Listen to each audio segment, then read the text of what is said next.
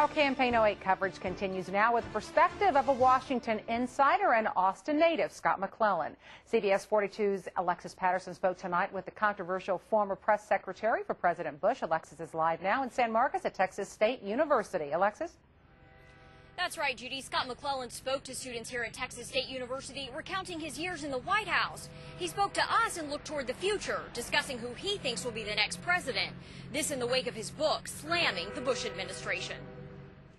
Students packed an auditorium to hear Scott McClellan's thoughts, and he has plenty of them on the presidential election. All the advantages lie with the Democratic nominee, Barack Obama, an unpopular president, a controversial war in Iraq, an economic crisis that is hit at a very unfortunate time for the Republican nominee. McClellan tells me he thinks John McCain hasn't found a strong, compelling message, while he says Obama has laid out a clear agenda. My biggest focus is which of the two candidates would be in a better position to really change the way Washington works for the better. Something he says President Bush pledged to do but didn't. McClellan notes both Obama and McCain have talked about ending an overly partisan Washington culture. Still, I think it would take something outside of both candidates' control to really change the momentum back in Senator McCain's direction. So who is McClellan endorsing? I've about made up my mind, but I'm going to hold off on making that announcement probably till later this week.